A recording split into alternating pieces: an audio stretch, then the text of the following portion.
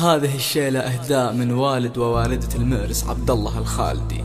اطنخ الشيلة وغنوا وطربوا فرحة عبد الله ونعم به كفوا،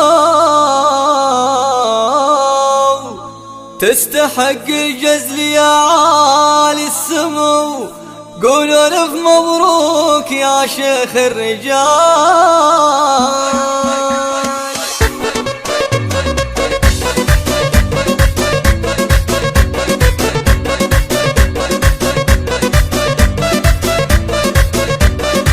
اطنخ الشيلة وغنوا وطربوا فرحة عبد الله ونعم به كفو، تستحق الجزل يا عالي السمو، قولوا الف مبروك يا شيخ الرجال. مرحبا بضيوف عالي المقام، ويا هلا بالضيف نضرب له سلام، لبوا الدعوة والنعم بالكرام، قدرهم بالعز مضرب للمثال. باركوا بالشعر واجزال القصيد الخالد اللي على الطاله شديد، عبد الله المعروف بالمجد الفريد، يا عسى الفرحة لها أعوام طوال. نسل خالد شيخ أهل المرجلة، خالد اللي بالصفوف الأولى، صيته المعروف ما حد يجهله، يرتكي حمل المهمات الثقال. يحتزم بإخوانك ونعم الحزام، في وليد الفخر يقف الاحترام، فهد شيخ أهل المعالي والكرام، للفخر في صيتهم دور ومجال. والعمام اللي لهم قدر المجيد، أبو جاسم اسمه الماري ونشيد، وابو خالد صاحب الراي السديد، هم اهل الطالات وكبار الفعال. العمام والنعم بالدرع الثقيل، ابو يوسف واحتزم سفن صقيل،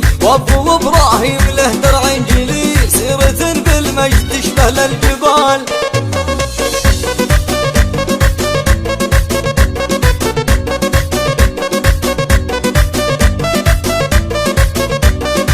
اطنخ الشيلة وغنوا وطربوا فرحة عبد الله ونعم به كفو، تستحق الجزل يا عالي السمو، قولوا الف مبروك يا شيخ الرجال. مرحبا بضيوف عالي المقام، ويا هلا بالضيف نضرب له سلام، لبوا الدعوة والنعم بالكرام، قدرهم بالعز مضرب للمثال. باركوا بالشعر واجزال القصيد الخالد اللي على الطاله شديد، عبد الله المعروف بالمجد الفريد، يا عسى الفرحة لها أعوام طوال. نسل خالد شيخ أهل المرجلة، خالد اللي بالصفوف الأولى، صيته المعروف ما حد يجهله، يرتكي حمل المهمات الثقال. يحتزم بإخوانك ونعم الحزام، في وليد الفخر يقف الاحترام، فهد شيخ أهل المعالي والكرام، للفخر في صيتهم دور ومجال. والعمام اللي لهم قدر المجيد، أبو جاسم اسمه الماري ونشيد، وابو خالد صاحب الراي السديد، هم اهل الطالات وكبار الفعال. العمام والنعم بالدرع الثقيل، ابو يوسف واحتزم سفن صقيل،